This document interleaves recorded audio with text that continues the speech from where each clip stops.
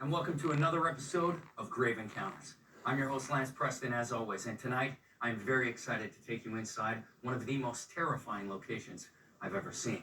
Behind me sits the Collingwood Psychiatric Hospital. It's one of 6 buildings spread over 80 acres of land just outside the right. Between the years 1895 and 1960, it played home to more than 80,000 ill and disturbed individuals.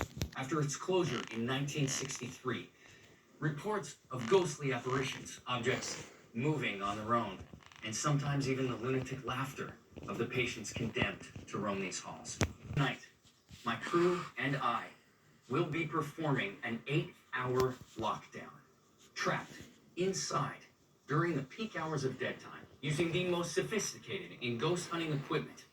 We will be in search of what's become known as the ghosts of the Collingwood Psychiatric Hospital.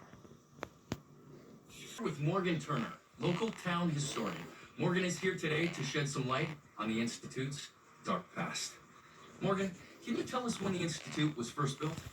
Well, the history of Collingwood is fairly typical of similar hospitals of the era. It was built in 1893 to address the sort of growing overcrowding problem at the state hospital in Danvers County. Mental illness, of course, at the time was not very well understood, and treatments were still in their infancy. Psychiatric hospitals like this were seen as sort of a dumping ground for embarrassing family members rather than a place that they could go to actually get help. Right. The conditions were pretty abysmal. People had to sleep on the floor, sometimes without blankets or even clothes.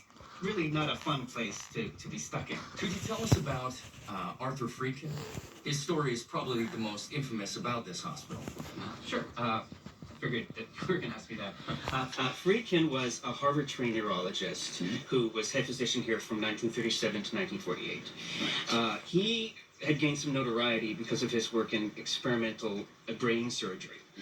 He was a major advocate of the lobotomy. Under Friedkin's supervision, there were about 140 lobotomies.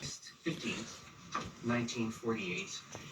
6 patients broke out of their rooms and stabbed Friedkin in his office. His body was found the next morning by a nurse. This event was completely overshadowed by the death of Babe Ruth, the famous baseball player.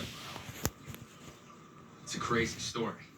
So, Morgan, in your honest opinion, do you believe in ghosts?